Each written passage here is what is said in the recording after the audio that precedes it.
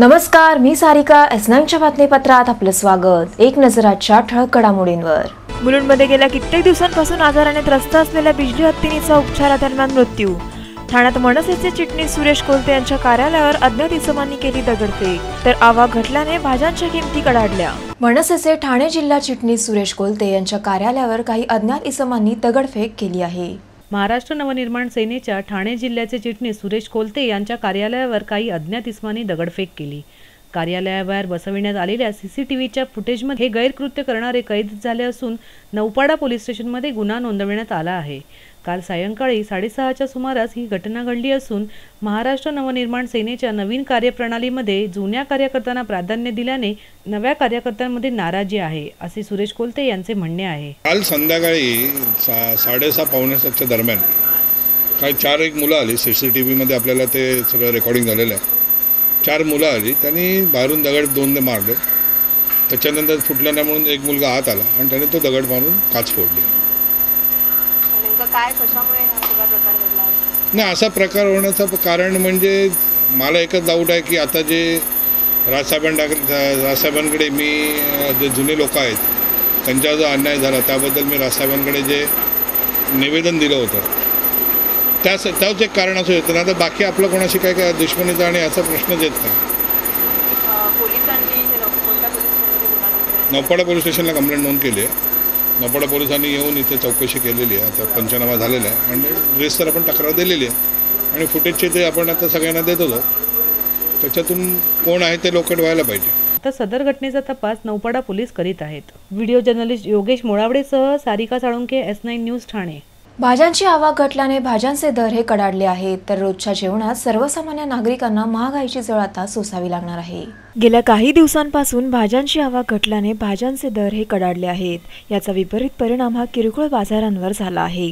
यातच कोथिंबीर आलेल्या हिरव्या मसाल्यानेही दराचा उच्चांक घटल्याने गृहिणींची चांगलीच पंचायत होत आहे. महिनाभरापासून भाज्यांच्या किमतीत चढउतार सुरू आहे. कोथिंबीरीची जुडी 60 ते 80 रुपयांनी विकली जात आहे, तर मिरची, कोबी, टोमॅटो, भेंडी, दुधी या भाज्याही कमालीच्या महागल्या आहेत. किरकोळ बाजारात भाज्यांच्या दरात तफावत असल्याचे दिसून आले.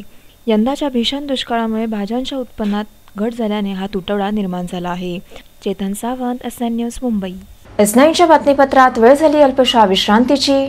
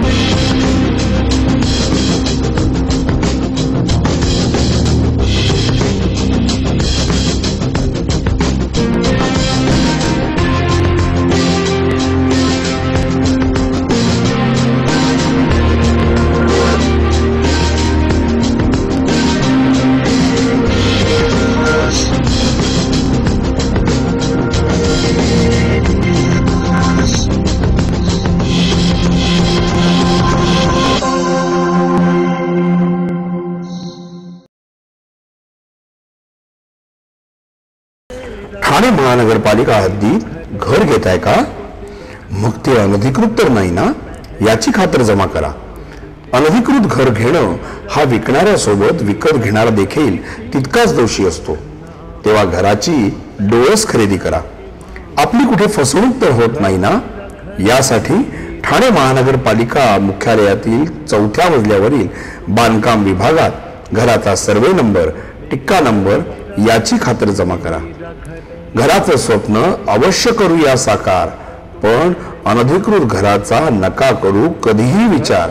अधिकृत घर म्हणजे उद्याची देखील निश्चिंती.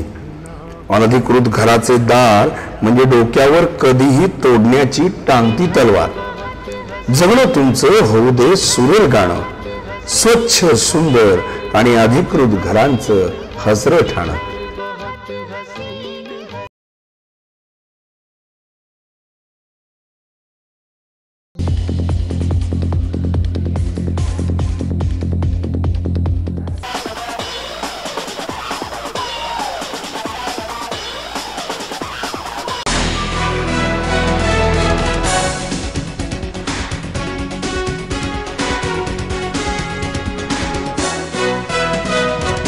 S9च्या बातमीपत्रात आपलं स्वागत। कस्तुरबा गांधी बालिका विद्यालयातील शिक्षकांना विविध समस्यांनी ग्रासल्याने शिक्षकांनी राज्यभरात 1 ते 3 जुलैपर्यंत शाळा बंद आंदोलन करून समस्यांवर उपाययोजना करण्याची मागणी शासनाकडे केली आहे।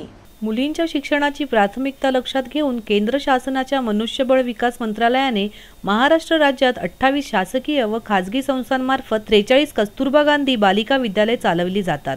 या विद्यालयांमध्ये 600 शिक्षक व शिक्षकेतर कर्मचारी कार्यरत असून केंद्र शासनाने वेतनवाढ केली असूनही राज्य शासनाकडून कमी वेतनात या शिक्षकांना राबवून घेतले जात आहे। विद्यालयाअंतर्गत काम करणाऱ्या शिक्षक वर्गाला कायमस्वरूपी करणे, अपघात नुकसान भरपाई, वैद्यकीय सुविधा, प्रसूती रजा यासारख्या अनेक समस्यांनी ग्रासले असून वारंवार महाराष्ट्र शिक्षण परिषदेकडे समस्या मांडण्याचा प्रयत्न करूनही ते दुर्लक्ष करीत असल्याचे शिक्षकांचे म्हणणे आहे। अखेरीस संतप्त झालेल्या शिक्षक व कर्मचारी संघटनांनी जिल्ह्यात ठिकठिकाणी आंदोलन करीत शाळांचा बंद पुकारला आहे।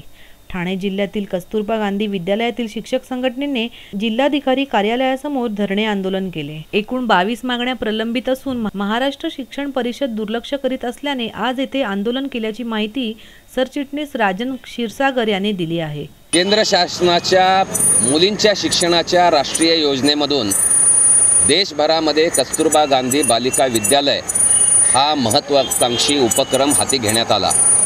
या उपक्रमाअंतर्गत महाराष्ट्रातील आदिवासी भागामध्ये आणि मागास भागामध्ये 43 शाळा या उघडण्यात आल्या। गेल्या 2006-07 सालापासून सुरू झालेल्या या शाळांमध्ये निवड प्रक्रिया करून कंत्राटी पद्धतीनं शिक्षक आणि शिक्षकेतर कर्मचारी भरती करण्यात आले, परंतु या शिक्षक आणि शिक्षकेतर कर्मचाऱ्यांना अत्यंत अल्प वेतनावरती राबवून घेण्यात येतं। स्वयंपाकी असलेल्या स्वयंपाक्यास केवळ 3000 रुपये दरमहाचं वेतन या ठिकाणी दिलं जातं। 5000 रुपये शिक्षकाला वेतन त्या ठिकाणी दिलं जातं आणि ह्याच्याशिवाय अत्यंत विचित्र अशा प्रकारच्या अटी, म्हणजे विशेषतः मुख्याध्यापिका असेल तर तिनं आपल्या पतीबरोबर राहायचं नाही काय, यांच्या नोकरीकरता जवळपास काडीमोडच घ्यायचा काय, असा आमचा या सरकारला सवाल आहे की या ठिकाणी सर्व शिक्षकांना, इतर शिक्षण क्षेत्रातल्या सर्व घटकांना वेतनवाढ देण्यात आली, त्यांना कायम करण्यात आलं।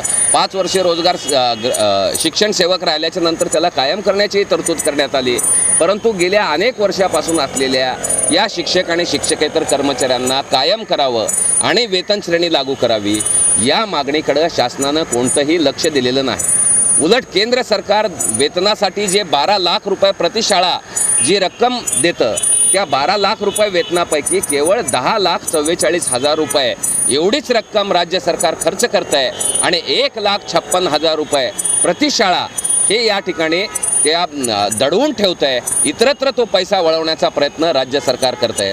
थोडक्यात महाराष्ट्रामधील उपेक्षित मुलींच्या शिक्षणासाठी कार्यरत असलेल्या शिक्षक आणि शिक्षकेतर कर्मचाऱ्यांच्या वाट्याला मात्र महाराष्ट्र शासन ही उपेक्षाच देत आहे।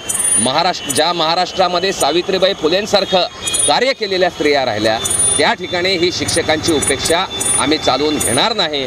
1 ते 3 जुलै हे 3 दिवस महाराष्ट्रातील 10 जिल्ह्यांवरती धरणे आंदोलन, 22 वेगवेगळ्या मागण्यांसाठी धरणे आंदोलन आमच्या कस्तुरबा गांधी बालिका विद्यालय शिक्षक आणि शिक्षकेतर कर्मचारी संघटनेनं पुकारलेलं आहे आणि या आंदोलनामध्ये आज ठाणे जिल्ह्यामध्ये मोठ्या प्रमाणावर शिक्षक आणि शिक्षकेतर कर्मचारी सहभागी झालेले आहेत। व्हिडिओ जर्नलिस्ट योगेश मुळावडेसह सारिका साळुंके, S9 न्यूज ठाणे।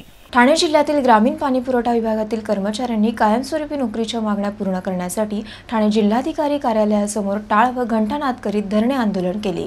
ठाणे जिल्हा परिषदेत गेल्या 25 वर्षांपासून ग्रामीण विभागात पाणी पुरवठ्याचे काम 97 कर्मचारी करीत आहेत। या कर्मचाऱ्यांना 25 वर्षापासून आस्थापनेवर ठेवून त्यांच्याकडून अत्यावश्यक काम करवून घेतले जात आहे। इतर कोणतीही सेवा अथवा फायद्यांपासून हे कर्मचारी अद्याप वंचित आहेत। ग्रामीण पाणीपुरवठा विभागातील सर्व अधिकारी वर्गाला व इतर कर्मचाऱ्यांना शासन व जिल्हा परिषदेने कायम करून 6व्या वेतन आयोगानुसार वेतन, महागाई भत्ता व अन्य सेवेचे लाभ व फायदे दिले जावेत। जीवाचे रान करून काम करणाऱ्या 50 ते 60 कर्मचाऱ्यांकडे शासनाचे दुर्लक्ष होत आहे। त्यामुळे इतर कर्मचाऱ्यांप्रमाणे वेतन व सेवेचे सर्व लाभ द्यावेत या मागणीकरिता जिल्हा परिषद कामगार युनियनच्या वतीने जिल्हाधिकारी कार्यालयासमोर टाळ व घंटानाद धरणे आंदोलन करण्यात आले। या आंदोलनानंतर शासनाने मागण्या पूर्ण न केल्यास आणखी तीव्र आंदोलन करण्याचा इशारा ब्रिजपाल सिंग यांनी दिला आहे। ठाणे जिल्ह्यामध्ये काम करणारे सुमारे 90 ते 95 कामगार गेल्या 25 ते 30 वर्षापासून जिल्हा परिषदच्या याच्यामध्ये स्थापनेमध्ये काम करीत आहे। या कामगारांना नोकरीत कायम केले पाहिजे, लेकिन केले नाही। रोजंदारी या स्थापनेवर ठेवली आहे। सेवेचे कोणते फायदे मिळत नाही। 3500 रुपया देऊन यांच्याकडून काम करून घेत आहे। जिल्हा परिषदचं शासन प्रशासन मूक झालेलं आहे। हे कामगार अनेकदा आंदोलन करीत आहे, मात्र न्याय द्यायला ते मागत नाही। बेटबिगारी जशी चालू आहे तशीच चालू ठेवली आहे। कामगारांना ज्यांना नियमाप्रमाणे वेतन नोकरीमध्ये काम केले नाही, तर यापुढे कामगार पाणी पुरवठ्याच्या ग्रामीण विभागाच्या काम बंद पडते। मान्य नाही झाला तर बेमुदत बंद। व्हिडिओ जर्नलिस्ट योगेश मुळावडेसह सारिका साळुंके, S9 न्यूज ठाणे। S9च्या बातमीपत्रात वेळ झाली अल्पशा विश्रांतीची।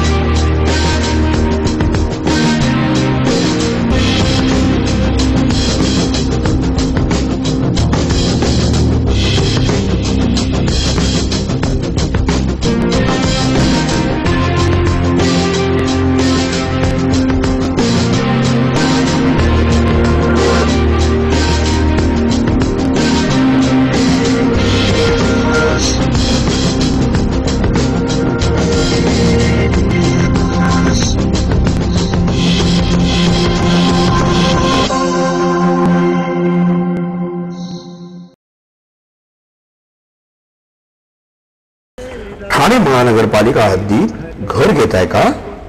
मग ते अनधिकृत तर नाही ना, याची खातर जमा करा। अनधिकृत घर घेणं हा विकणाऱ्यासोबत विकत घेणारा देखील तितकाच दोषी असतो। तेव्हा घराची डोळस खरेदी करा। आपली कुठे फसवणूक तर होत नाही ना, यासाठी ठाणे महानगरपालिका मुख्यालयातील 4थ्या मजल्यावरील बांधकाम विभागात घराचा सर्वे नंबर, टिक्का नंबर याची खातर जमा करा। घराचं स्वप्न अवश्य करूया साकार, पण अनधिकृत घराचा नका करू कधीही विचार। अधिकृत घर म्हणजे उद्याची देखील निश्चिंती। अनधिकृत घराचे दार म्हणजे डोक्यावर कधीही तोडण्याची टांगती तलवार। जगणं तुमचं होऊ दे सुरेल गाणं, स्वच्छ सुंदर आणि अधिकृत घरांचं हसरं ठाणं।